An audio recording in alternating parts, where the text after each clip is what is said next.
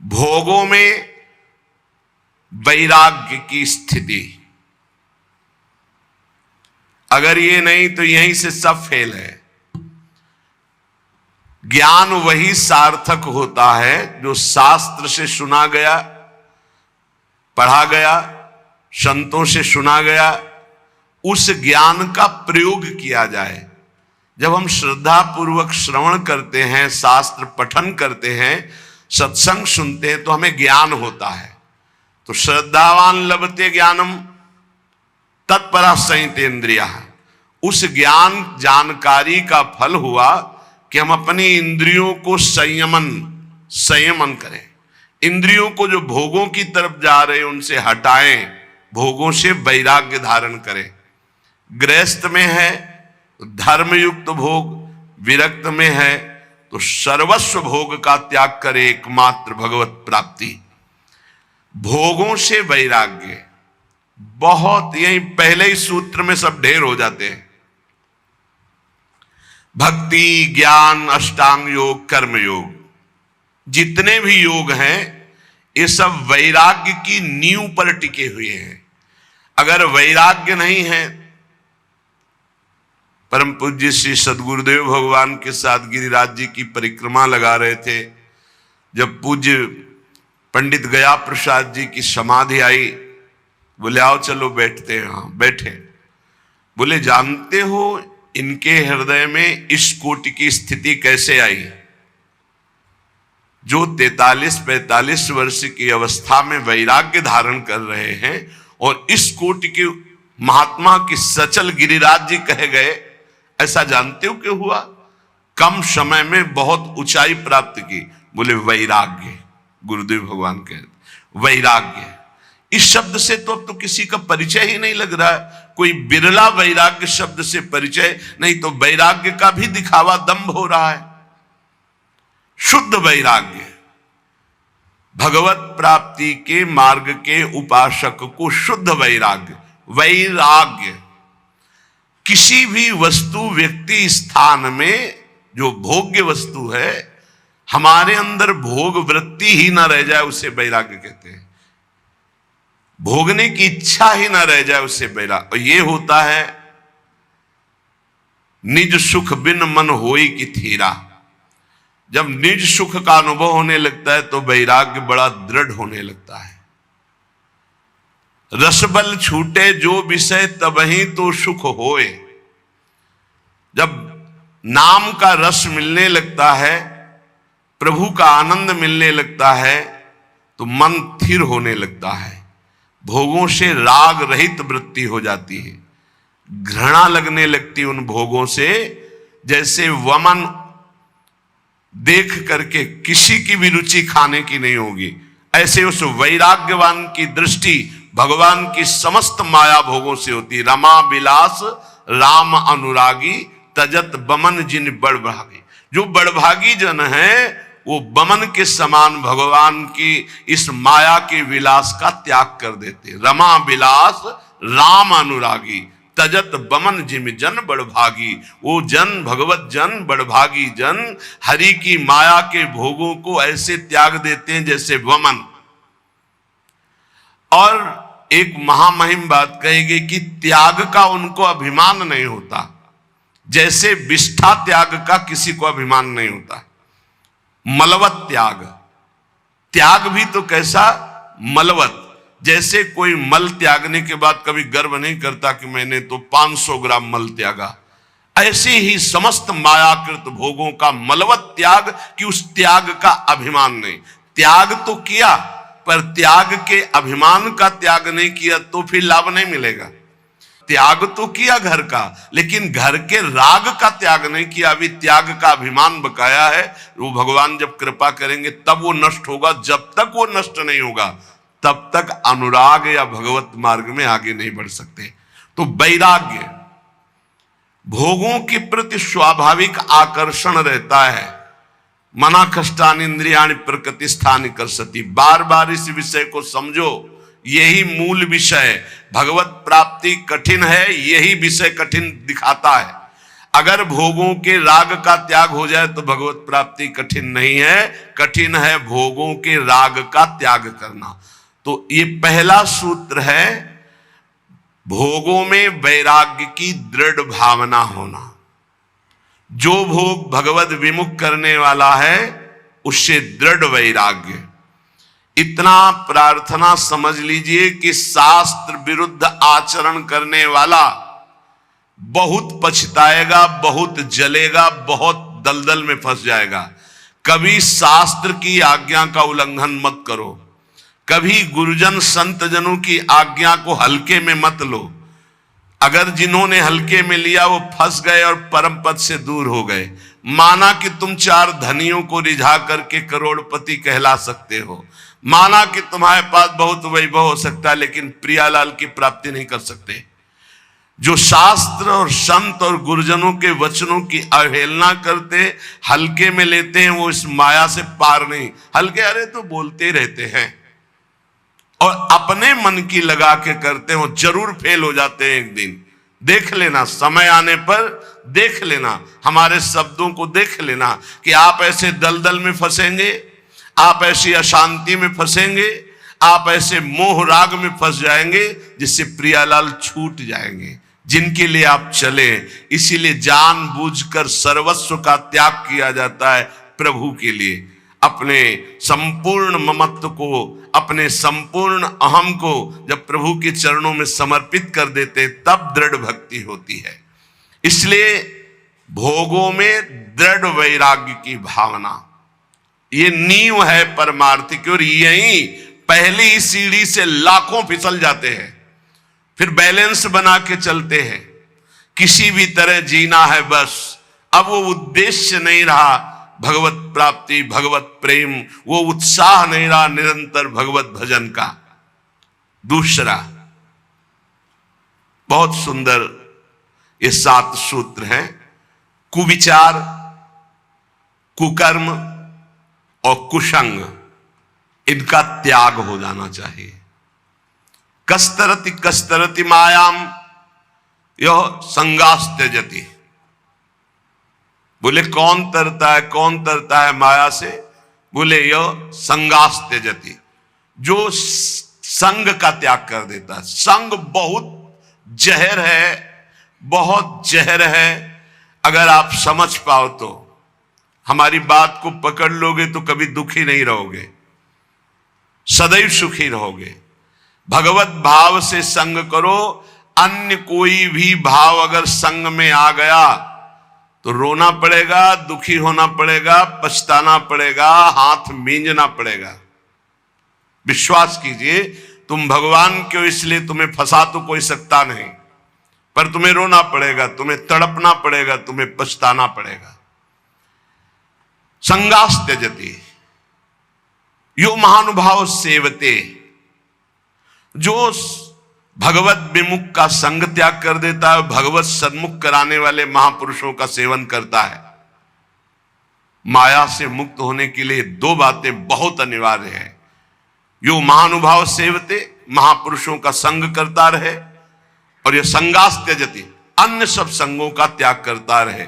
कुविचार, कुविचार कब हमारे अंदर आते हैं, अधिकार कब करते हैं?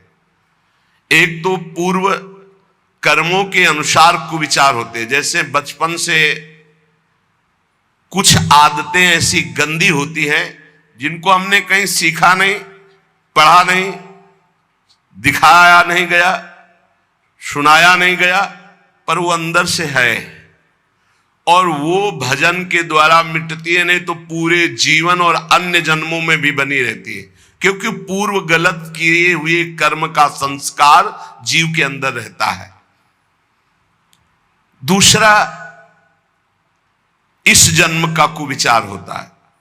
पूर्व जन्म का कुविचार जब तक हम उसका क्रियात्मक रूप नहीं लेंगे तब तक उसमें दम नहीं है।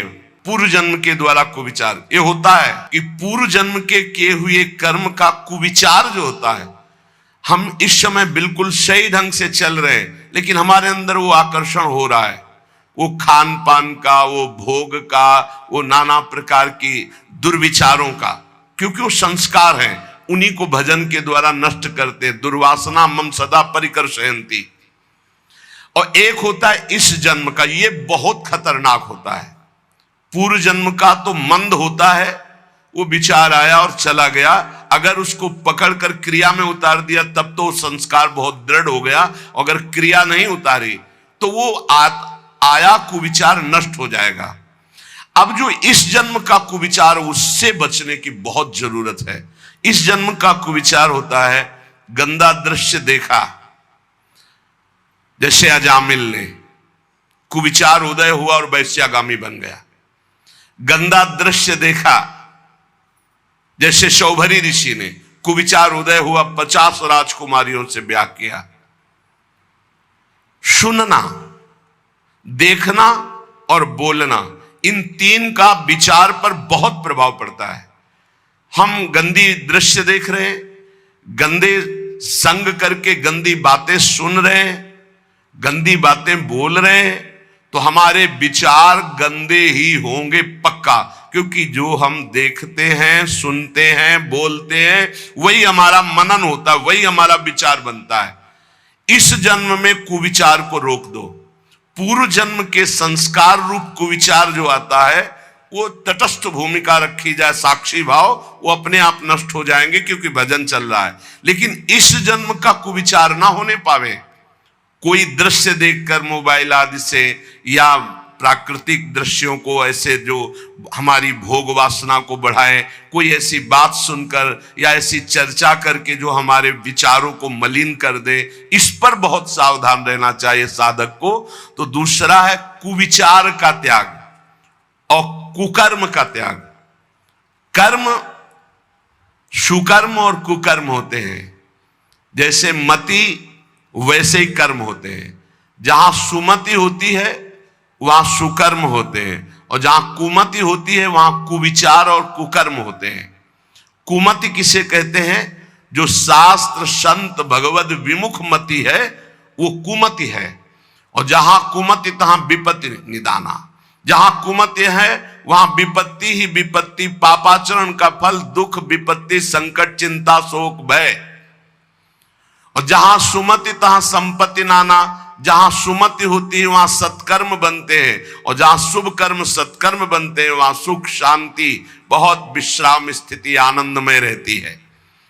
तो कुकर्म ना होने पावे। शास्त्र विरुद्ध, गुरु आज्ञा के विरुद्ध, संत जनों की आज्ञा के विरुद्ध जो कर्म होते हैं उन्हें कुकर्म कहते हैं। बहुत तरह के होते हैं।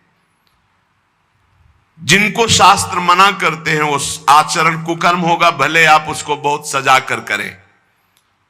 और इसी में कुविचार, कुकर्म और कुसंग। कुसंग दो प्रकार का होता है, एक वृत्ति का होता है, एक व्यक्ति का होता है। व्यक्ति का कुसंग उतना हानिकारक नहीं हो सकता जितना वृत्ति का कुसंग होता है। व्यक्ति तो कुछ देर मिला, अपना रंग डाला, चला गया, लेकिन वृत्ति हमारी अच्छी है तो वो रंग चढ़ेगा नहीं। जो रहीम उत्तम प्रकृति का कर सकत कुसंग, चंदन विष व्यापत नहीं लपटे रहत भुजंग।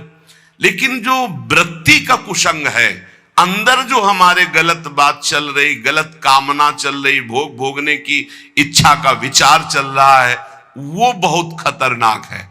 उपासक को अंदर की वृत्ति और बाहर के व्यक्ति, कुसंग हो रहा है बाहर से, इसकी पहचान हम कैसे जाने कि कुसंग हो रहा है?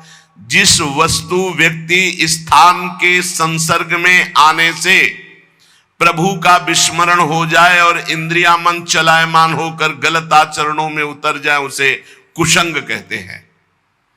जिस वस्तु व्यक्ति स्थान के संसर्ग में आने से भगवत स्मृति जागृत हो जाए, भगवान के लिए हमारा हृदय व्याकुल हो जाए, उसे सत्संग कहते हैं।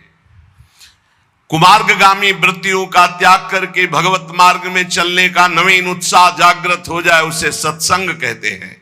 और भगवान से विमुख होकर के भोग वासनाओं में हमारी वृत्तियां उतर जाए, भगवान का विस्मरण हो जाए, उसे कुसंग कहते हैं। तो पहला है विषयों में दृढ़ वैराग्य की भावना। भोगों में दृढ़ वैराग्य। दूसरा है कुविचार, कुकर्म और कुसंग का त्याग संपूर्णतया। तीसरा, विषय चिंतन के लिए समय ही ना दिया जाए, निरंतर भगवत चिंतन किया जाए। ऐसे भजन का तार जोड़ दो कि खाली समय ही ना रहे कि कोई विषय चिंतन घुस जाए।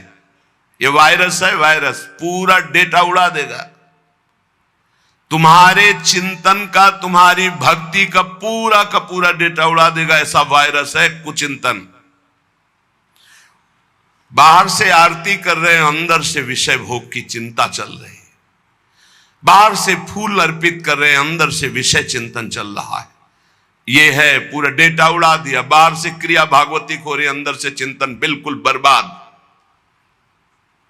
जिनका चिंतन भागवतिक चलता है, मुख प्रसन्न तन तेज विराजा, उनका मुख में प्रसन्नता होगी, उस शरीर में तेज होगा। क्योंकि भगवान नाम जपने से पाप नष्ट होते हैं, पाप नष्ट होते ही स्वाभाविक तेज प्रकाशित होने लगता है। विषय चिंतन का समय ही ना दिया जाए। हर समय नाम जप, लीला कथा गायन श्रवण, अपने पास इतने अभ्यास के साधन हैं, एक क्षण भी खाली नहीं। पक्का समझ लीजिए, जब मंत्र में मन न लगे, नाम जप शुरू कर दो, राधा वल्लभ श्री हरिवंश, राधा वल्लभ श्री हरिवंश। इसमें भी मन न लगे, राधा राधा राधा। अब इसमें भी मन नहीं लगा, तुरंत चतुरासी जी में आ जाओ, कोई पद गुनगुनाने लगो। हमको अभ्यास ऐसा करना है कि विषय चिंतन का समय ही नहीं देना।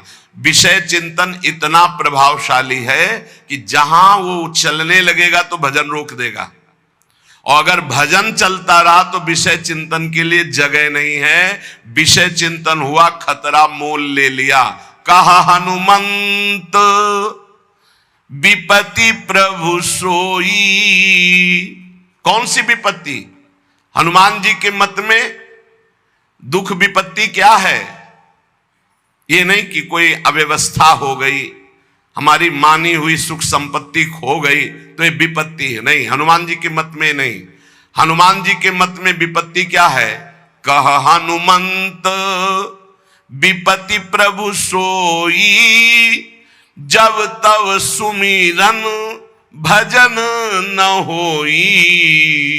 सबसे बड़ी विपत्ति वही है जब भगवान का सुमिरन न होकर विषय चिंतन हो रहा हो। सर्वनाश, तेरा सर्वनाश हो। सर्वनाश का मतलब होता है बुद्धि का नाश।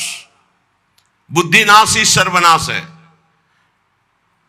जहां भगवत स्मृति गई, स्मृति भ्रंशा बुद्धिनाश हो, और बुद्धिनाशात प्रणश्यति, प्रणश्यति सर्वनाश हो गया। तेरा सर्वनाश हो जाएगा। सर्वनाश का मतलब तेरी बुद्धि भ्रष्ट हो जाएगी, तेरी बुद्धि सत निर्णय के योग्य नहीं रहेगी। यही सर्वनाश है। शास्त्रीय पद्धति में सर्वनाश का स्वरूप है बुद्धि का भगवान से विमुख होकर भ्रष्ट हो जाना।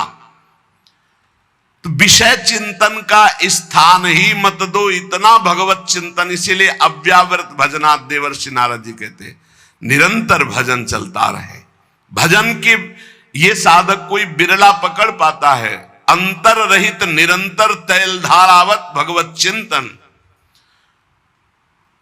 श्वास श्वास में नाम, नाम में श्वास, दोनों एक हो जाए, एकम एक। श्वास ही नाम, नाम ही श्वासा, नाम श्वास को भेद मिटावे। एकम एक हो जाए, श्वास और नाम बिलग नहीं, नाम और श्वास बिलग नहीं।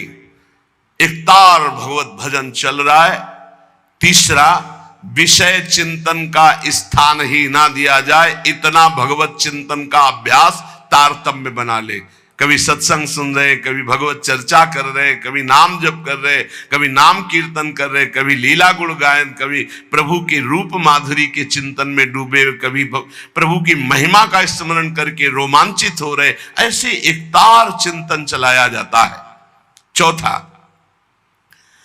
अपने इष्ट देव के नाम में अपार रति। अपने शब्द है, इष्ट देव तत्व रूप में सर्वत्र विराजमान हैं, पर अपने वो हैं जिनको गुरुदेव ने दिया है। जो गुरुदेव नाम देते हैं उसी नाम में रति करनी चाहिए।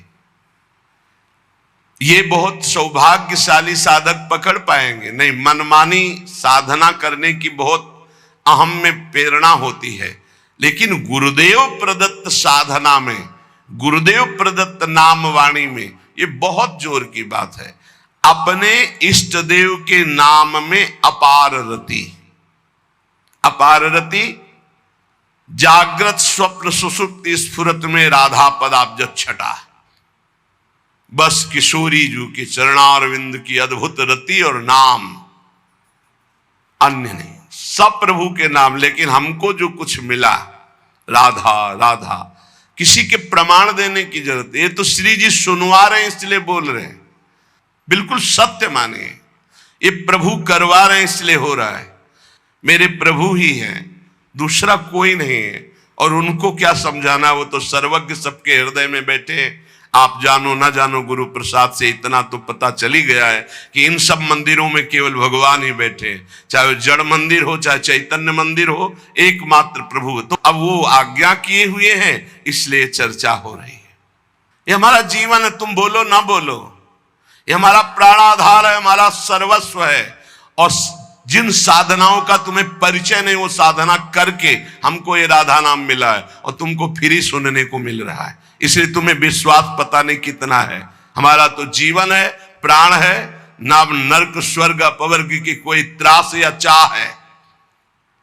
ये बस नाम न छूटे, जो गुरुदेव ने दिया ये नाम न छूटे।